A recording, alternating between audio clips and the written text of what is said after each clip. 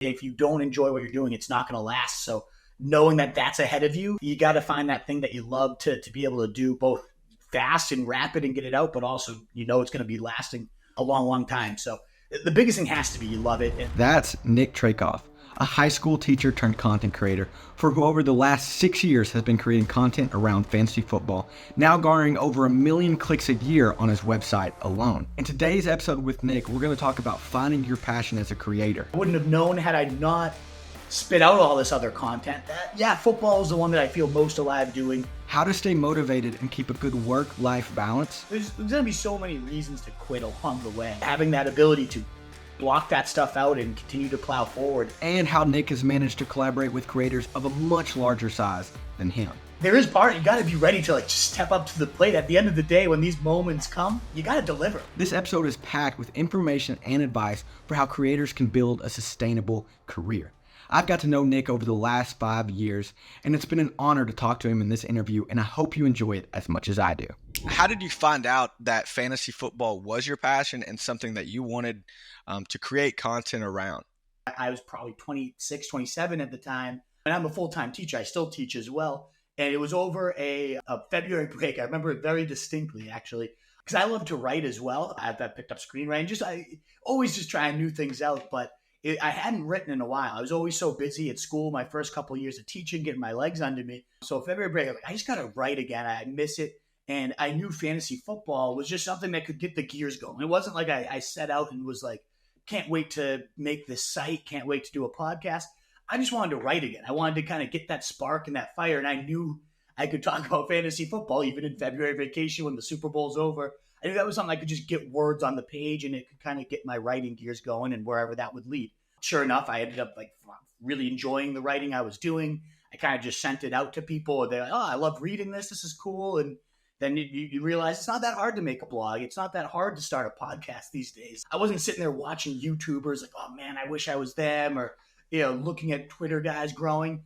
I just really wanted to write again. And then ultimately it just kind of caught on and I really enjoyed that content.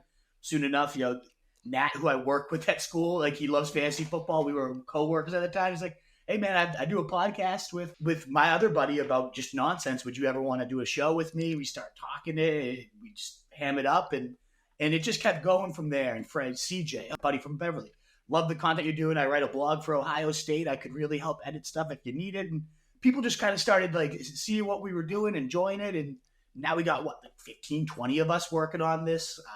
It's awesome. It's really it just grows and grows. And that's really the joy of it, is seeing how much better and bigger and more people get involved. So thank you, Nick. One of the things that you mentioned several times was that you were into writing first, and you did this because you missed writing and wanted to get words down on paper. So did this start off as written content only? Was it Twitter? Was it, I know you mentioned blog post, or did that and the podcast come at the same time? And if so, how did you decide to eventually implement? Now you do live streams, podcasts, all kinds of video and graphic contents on Facebook, Instagram. How did you shift from that writing first to implementing this other content? Where did that shift come? And secondly, I would ask, what are some of the challenges that you faced, if any, as being a predominantly writer first, trying to shift into new forms of content? Yeah, so it was just writing. It was getting the gears going, enjoying the process again, and just being creative and not just going through my day of teaching, making a lesson plan, grading papers, go to sleep, rinse and repeat. It was just something, I'm bringing something new into the world other than my typical day job. And it felt great. The video, the podcast, I want to say, I don't know exactly how much longer it was. Probably not until early in the off season, like August, July, maybe even September. We didn't set out recording this and immediately expecting everybody to listen. We just kind of did it for fun. We're like, hey, I'm writing about it. Let's talk about it now. Let's see how it goes. I listened to the first episode. I hate my voice. This is horrible. And I think everybody has that knee-jerk reaction. It's like, oh, I have to watch myself. I have to listen to myself. This is terrible. Who's ever going to listen to me? And you face that all, even as we've grown, and I'm not blowing up or anything, you still kind of have that imposter syndrome. It's like, nobody cares what I have to say. What am I even doing here? I look at Twitter. I can't believe 10,000 people follow me. Would I love it to be 100,000? Sure. But even 10,000 is insane some days. How is this happening? So it was never about we're going to get thousands of listens and views, but immediately And getting on camera was even later. You know, we did the podcast for a while. I'd probably say it was another year or two till we really just started doing YouTube at all. As you can see, I still don't even have like great equipment. We're just kind of winging it with what we have, but just getting out there, not using that as an excuse to not create. Like, I don't have to wait till I had the perfect setup, the perfect equipment, the perfect recording schedule. It's just about going and doing it and trying it. And yeah, now we, like you mentioned, have the live streams, which do really well. We get hundreds of questions, and that's really been the funnest part. It's not like the highest hitting part. The website, we get millions of views a season. Like, it's starting to generate money and add money, and that's great. But what I do love is the live streams, because you go live and all these people are just coming there to ask your opinion. But then you start getting the questions of like, sure, most of the questions are Jamison Williams or Javonte Williams, which one of the flex? And that's what people care about. That's why they're here for you. But you're starting to get questions like, if you were on a deserted island and you could only eat one food all day, what would that be? And then you see people helping each other out. And then you get a call in from the delivery room of somebody who's like having their child born, and they just want to also say hello because it's New Year's. And like, what? This is crazy, like this community. So we had one dude right in that literally is like, hey, I'm in the hospital. I got shot like 3 days ago, but I just want you guys to know I'm okay. Like, I mean, like, what is Daddy Jennings? You're the man. Like, thank you for messaging. But you just like, it's greater than money. It's greater than views. It's just kind of, it's community and what's like basics needs, right? Like, it's food, it's water, and it's that feeling of belonging. And however big the group becomes, it's how big it becomes. It's just cool to know you've got this little pack, a wolf pack we call it. But it's cool. It's really fun. So we're just rolling from that. Right. Yeah, so you brought up a lot of things that I want to hit on, but one of the big things was the importance of community. What is the importance of community for you? And do you think that helps you stay motivated in creating content? And how do you think it makes it a better experience for both you and the viewer or the people in your community? Yeah, I think it's crucial. No matter how big it gets, that is one of the biggest motivating factors. When it's Tuesday and it's 8 p.m. and I've had a long day of teaching. I get home and I've got to finish banging out my waiver wire show. It's like, oh my God, like I'd love to go watch a show with my wife. I'd love to take a walk. I would do something. And I know you mentioned the challenge. Is like, time really does become the biggest challenge. It's just wanting to, you have so many things you'd like to do in your life and people you want to spend time with. And it does become a pretty big grind when you have a full-time job. Then if you're going to do it well, honestly, it feels like a second full-time job in many ways when you have to put in that much time. Even after it's gone up, if you're really committed to it, you're putting in so many hours. So without that community aspect, I don't know that I would have stayed motivated to keep doing it. But when I get home and I got to get the show ready, I just think David Campanelli's going to be calling in and he's going to have his questions and he's going to say hello. And you just kind of think of all the people that enjoy coming and in a way set their schedule to be at your show. And if that's 5 people, great. If that's hundreds of people, even better, 1,000, whatever it is. It just does, certainly, when you keep those people on your mind. And if I was ever going to miss a stream, it's like I want to text Campanelli like, hey man, can't make it tonight, I'm going to the Pats game. And they keep you coming back. And I guess at the end of the day, when you think about if you are going to monetize your business, yes, like those are also the people that they call 1,000 Real Fans is a great book. I'd encourage anyone to read. Like the people that would pay for whatever you put out. Once you build that community, you can kind of know, like, I know that these 20, 30, 50, whatever it is, if I put out a subscription, if I put out a product, if I put out a guide, we've dropped guides like 2 days before the season starts, and people that just because of timing didn't work out well.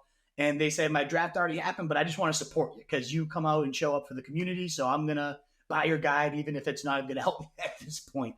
So yeah, sure. It's certainly important in that sense of monetizing and helping to grow your business there. But I do think that the motivating factor is equally, if not far more important, to want to see your people, to show up for them, to want to give them their best, the best that you have for them. It's crucial. It really does. Like, if it's not for them, why are you still doing it? And you mentioned several times that it's a huge motivating factor. You also mentioned whether it's 5 people or 500. So how do you stay motivated, especially early on when the community isn't as strong? Not as many people know what you're doing. There's probably less recurring viewers or visitors. So how did you keep that motivation, and how did you build that sense of community, especially when you first got started? Yeah, that's a really good question too. And the part is that you just get in love with the process, and that's why it's important to do it around something you love. Because if you don't enjoy what you're doing, You gotta just learn to love the work. Like I said, it is almost like 2 full-time jobs, but I do, even today, is it a grind? Sure. When you have to write these waiver wire shows and stuff on your weekend, but I love it. And you just enjoy making content around it. Then it won't matter how many people. If you do it for all the glory, vanity clicks and that stuff, it's never gonna thing. In addition, just like loving the process of you getting better at something, the way my writing has improved since picking this up, the way I've gotten more comfortable on camera, the way I don't cringe when I hear my voice now. Even I still do, but like it doesn't kill me now to hear my own voice. You just gotta love the work though and what you're doing, and be committed to just watching yourself improve and loving that, because it does get hard. You mentioned the challenge. Like another challenge beyond just the time is early on, you're going to probably have to put some money into it. So when you're not only not making money, taking all your time, and then you're also losing money to pay for website hosting fees or whatever, the equipment. And it's just like it does. If you don't love what you're doing, you're not going to keep doing it. It gets to a certain point where you're losing money to spend all your time doing something that doesn't feel like a great equation. And maybe people will get off, monetizing faster than I ever did. But you really, if you didn't love what you were making and you didn't love just the growth of watching the steady views climb and whatnot and watching yourself grow, probably is the most important thing. Because if the numbers don't come, but you're still growing yourself, and you're maybe your first thing you try out won't end up being it, but at least you've put yourself out there, you've gained some skills, you've gained some confidence, and maybe the next idea you have will be the thing that lights it up. But finding what you love, loving the process, loving your own internal growth, that's the real key to staying committed on those tough days. So for you, it sounds like it's a lot about the small wins along the way. Are those the things that really help you keep motivated? Is that what I'm hearing? Absolutely. Yeah, all that stuff. I remember those early days. Me and CJ would be sitting there like, oh man, we got 500 hits on the website today. And then like there was a summer where like we hit 1,000, first day 1,000, let's go. And then we hit 1,000 4 days in a row, 2 weeks in a row. And it's just like, it does get to that point where if what you're doing is good enough and you love it enough and people are feeling your passion, it will grow. But yeah, celebrating those, every single little climb, every single improvement you see is crucial. Recognizing setbacks, like not taking things personally. If you see 14 straight days of 1,000 views early on and then a day just crashes, you can't internalize it. Oh no, now I suck, I gotta quit. Like there's always going to be those days that are tough. And certainly in the fantasy game, some of the early days that were the toughest for me is when, you have a week where your predictions just were not good and people start messaging in, oh, you blew my lineup this week. And I remember early on, I was like, damn, this sucks. Like I'm spending all this time. I get it wrong for these people. I feel really bad. I go on, I apologize. And immediately you got 20 other people. Well, if you kill it, no worries. Like I'm always getting it right. But always those wrong ones stick with you. The trolls stick with you. It's always the negative that sticks with you much more than the people that come every time and tell you how much they appreciate your show for whatever weird reason. That is human nature. And yeah, you got to just, every time you see progress and growth, whether that is actual numbers and metrics or whether you just feel yourself being better, more articulate when you're out in public spaces because you've been doing a podcast. Like there's just things that grow far beyond just the views and the clicks in terms of a human being gaining confidence and just trying things out and embracing the world we have right now where you can try anything out. Like, why not go for that if it's something that's on your mind and you're interested in? There's so much to celebrate beyond those clicks and numbers and views. And if one person cares about what you're saying, and until that person comes, if you care about growing, then what else matters? Just keep going with it. You mentioned early on when I asked that question, the importance of being able to refocus or shift gears. I know that you mentioned you don't think creators should quit, but maybe after a long period of time, if you've been creating a lot of content and things aren't working out, that maybe you should refocus, whether that's refocus the type of content you're making or your overall approach. So you mentioned that you have done that with RSJ, switching from, talking about multiple different sports like basketball to now being focused solely on fantasy football. What advice do you have for creators when it comes to finding their focus or even shifting their focus? Yeah, great questions all around. I think the finding the focus is part of what we were doing there, where it does help to try out a lot of things. I did love writing about Game of Thrones. It was awesome. It was really fun. I'm happy I did it. It was a show I loved. I have content now in the universe about it.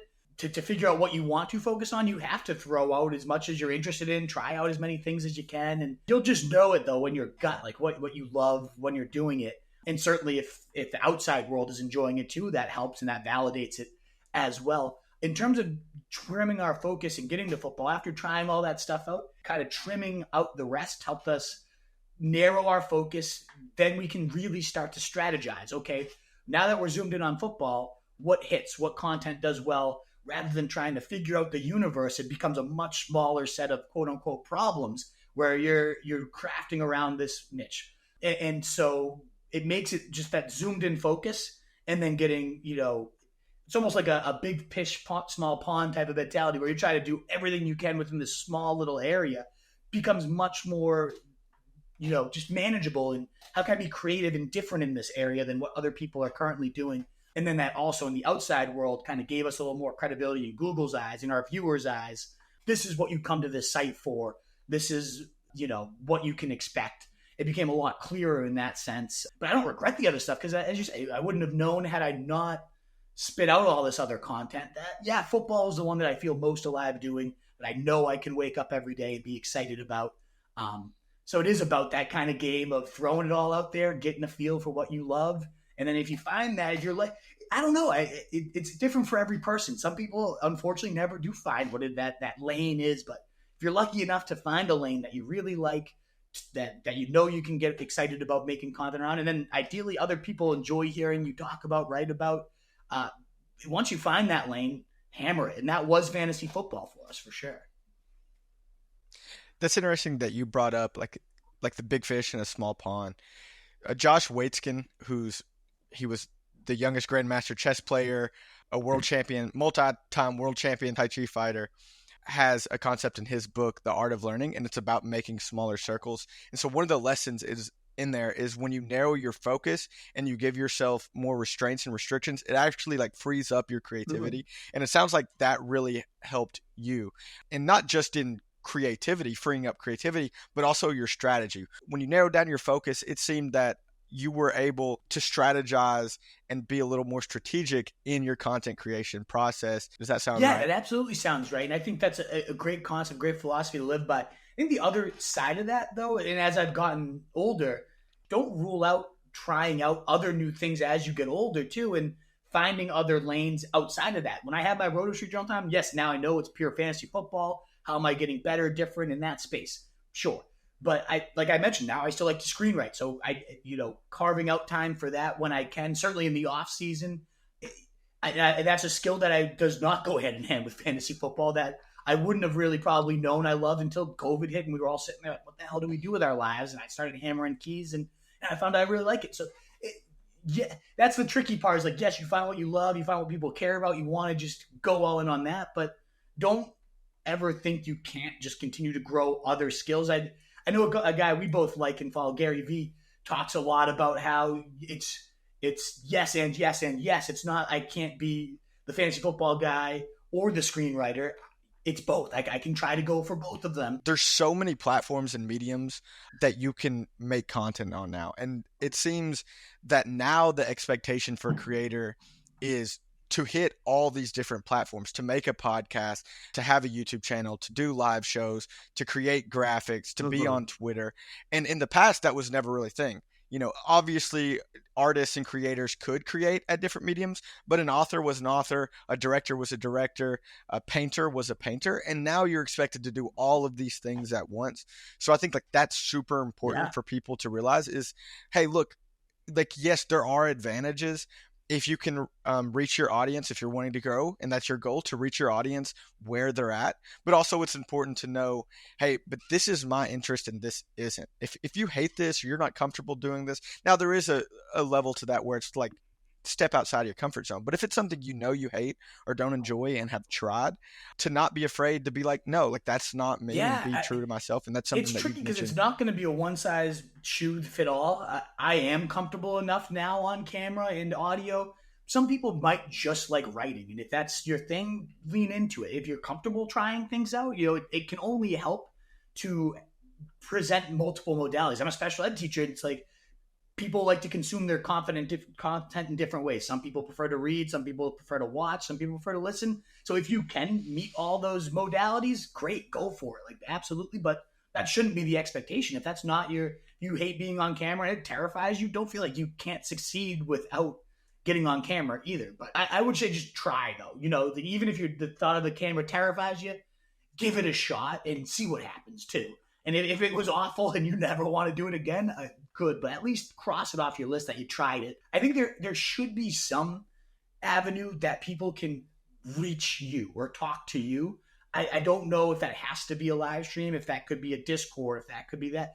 There's just some level of like, I'm here for you, and you can talk directly to the person creating all this stuff.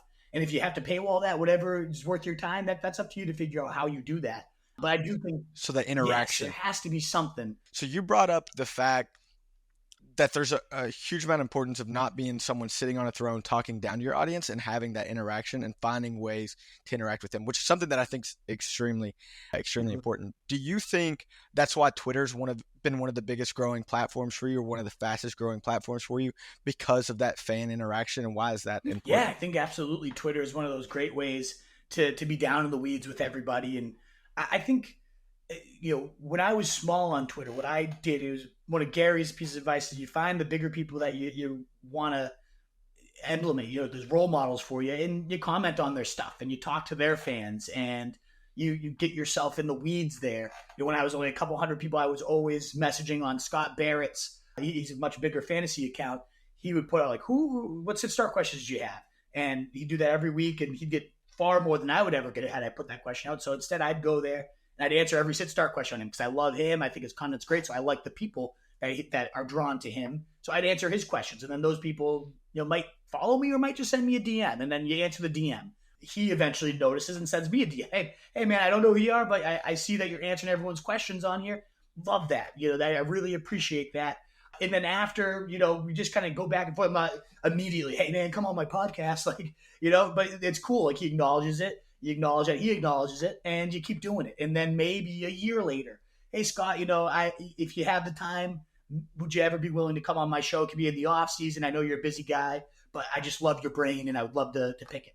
He comes on, you have a great interview. He tweets out the best account under 1,000 followers right now is Roto Street Wolf.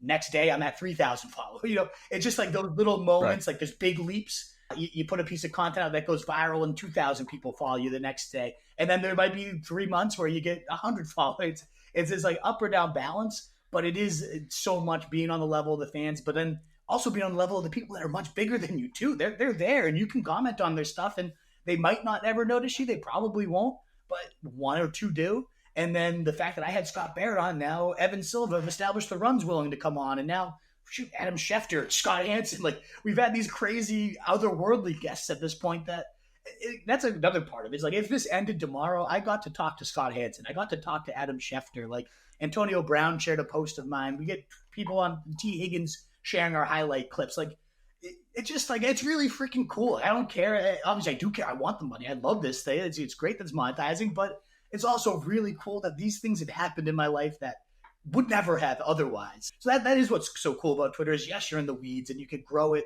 by just hitting the ground and answering people's questions as they put them out into the universe by using hashtags, whatever process that, but also going for those home runs and talking to the big people and kind of establishing your credibility. It takes a while to not happen overnight. But then there are those moments for these huge swings and huge follows, and it can be as big as doing a live stream with a guest. It could be as small as making a clip of Garrett Wilson owners benching him and using the Goodwill Hunting clip, and suddenly that gets 4.5 million views, 30,000 likes, and you get 1,000 followers just from making something funny. There's no real science to it other than being on there and being active. I think that's really interesting, because one of the questions I did want to ask you is you've shot up. I've seen you over the last 6 years, like, shoot up on some of the guests. Like, for those who don't know, Scott Hansen is the host of Red Zone, which is the greatest live TV show of all time. I mean, the production, it does not get better than Red Zone. You've got 7 hours of commercial-free football, and you get every single touchdown, every single big play. Yeah, like it doesn't get better. Like he is a legend in the football Yeah. community. So one of the questions I wanted to ask you was how you do get some of those big guests like Schefter and Scott Barrett and Silva, some of these guys who people who aren't interested in football don't really understand, but these are big time creators in the football space. And so I like that you touched on that. And it sounds like, please correct me if I'm wrong, but it sounds like a big thing is just being active in communities. And like you said, um, Schefter or Barrett might, you might comment on their stuff for a year, and you shouldn't expect anything. You shouldn't be asking for these things. But over time, these relationships build. They may or may not see you and notice you and show their support for you as well. So bringing value to them instead of expecting them to give you value. So I think that's really important. And that's what it sounds like that you've done, is that you tried to bring value to them and their community over the span of 1, 2, 3 years, and then kind of use that as leverage without really expecting anything in return, because you said they probably won't ever notice you, but when they do, it's great. And does that sound right, just bringing value to them and their communities Yeah, with absolutely. no How expectation? I think that's the key. And ultimately, it's not always that you're going to be able to bring value. I don't know that Adam Schefter got any value from coming on my show, but he did it. And, would he have done that had I not had Evan Silva on a couple weeks before? Probably not. Would Evan Silva have come on had I not had Scott Barrett on? Probably not.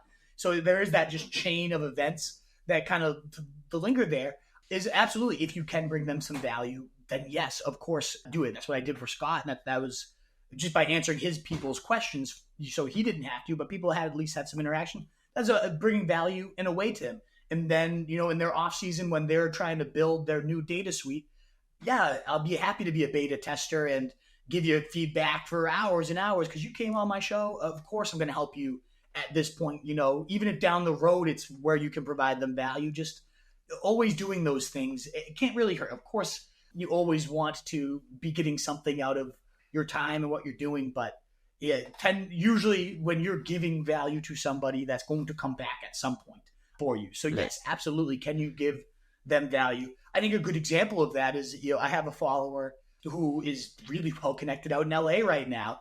He represents some crazy talents and actors, and of course, screenwriting is very interesting to me.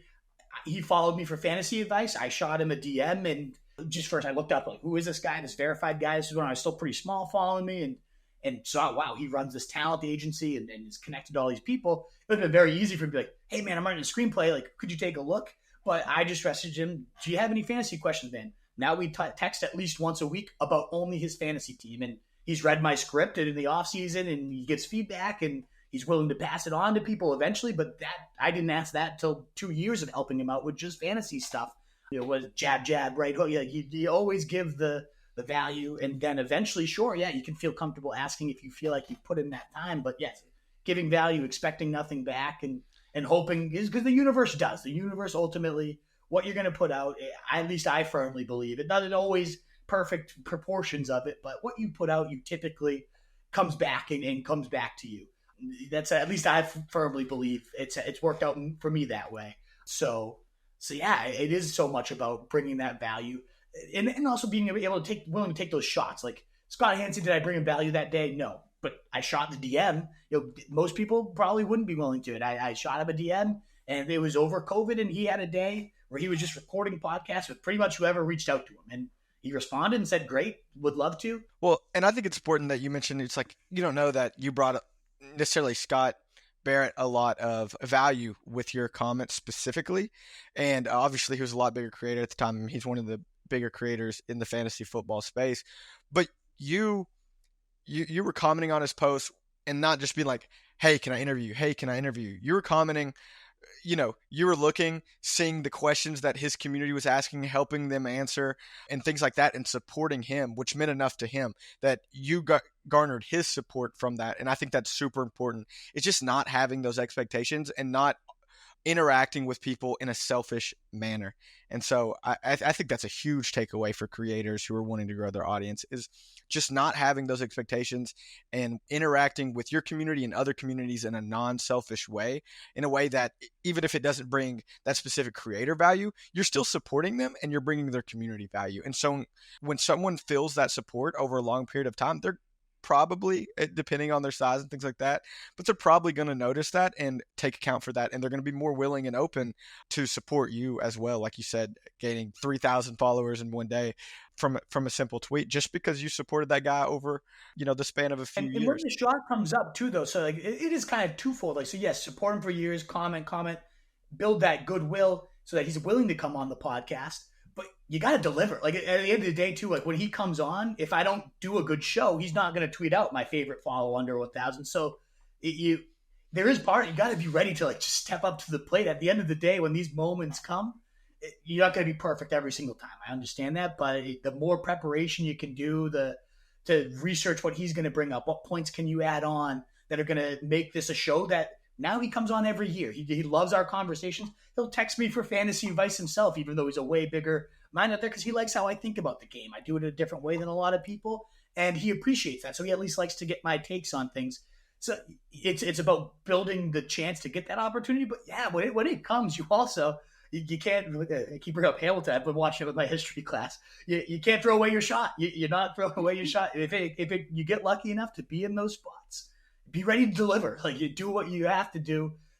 Hopefully it goes perfect for you. I know not every single one will, but those moments do arise. And if you don't seize them, and I haven't seized everyone perfectly. I'm not this magical creator that every big moment I've stepped up into and nailed it. But man, like you got to swing better than when you get those shots. You really got to try to connect as much as you can and control what you can control in those moments. Not everything will go perfect, but be as prepared as you can. Be as professional as you can. When the big shots arrive, you got to control whatever you can to make sure you are putting out the best foot forward to see where it goes from there too. I also wanted to ask, like, specifically, like, what skills has it been important for you to focus on as a creator? Like, what have brought the most value to you? Somehow, some way, you're going to have to be able to manage time. If you're going to be able to work a full-time job and then do a side hustle, you need to be able to manage your time. Understanding your rhythm, when are you most productive? When do you wake up? When do you feel good? And recognize when you need to recharge. If you have to recharge, you do need to have that self-awareness. We talked a little bit about the ability to block out the negative noise, and there's going to be so many reasons to quit along the way, whether it's the time it's taken, whether it's the people that are hating on you. There's always going to be another reason you can say no. So figuring it out, having that ability to block that stuff out and continue to plow forward in the hard times is important. It is a grind. It's an absolute grind. Like, it's a very tough lifestyle when you're trying to build a life around your passion. How many people out there want to be a fantasy football expert? Anybody that loves fantasy football would take that job. So I'm out here competing with thousands and millions, and I watch a ton of them that are amazing on TikTok and on YouTube and on podcast. I guess that's another thing too, is like, you could always get lost in this comparison game. It's like, how is this person doing so much and how are they growing faster than me? At the end of the day, that helps nobody. It doesn't do anything. If you can learn from them and see what they're doing that's hitting, great. Like, take some tips and things, but trying to compare yourself and be someone else never helps either.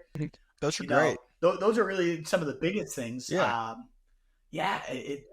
Those soft skills are just as important, if not more important, than learning to write or learning, those soft skills of understanding the right balance for you, knowing when to take rest days, and having that thick skin is important, and something I think a lot of creators struggle with. I create quite a bit of video content for y'all, and the internet, a lot of people are very positive. A lot of them aren't. And so just being able to balance that, take it with a grain of salt, and understand the difference between, hey, this is a constructive criticism compared to this is just a guy trolling. And either way, being able to take that information or take that punch and just keep on going, because like you said, there's going to be 1,000,001 reasons way to quit, and there's going to be a lot less reasons, at least on the surface area, to stay and keep doing. And that's why so few people keep doing it for 6 years like you have. So based on your experience, what specific advice would you give to aspiring creators looking to build their brand or audience in a way that you have? I would say, to boil a lot of what we said down, one, figure out what fills you up, what you love making, that if nobody else was listening, you'd still be excited to go to your computer and start doing it and then hammer it away. Because that's number one. If you don't find that, until you find that, you got nothing. So try things out, keep looking until you find that thing that, man, you can't stop thinking about doing it. Because you'll know. If it clicks for you, you will know. So find that. That's got to be obviously number one, or else you'll never continue to make it. Like I said, I'm 6 years in. You got to take that mentality that like, absolutely marathoning and sprinting kind of at the same time, where you have to be knowing this is going to be as much of a grind as possible in terms of the hours and the time it's going to take you.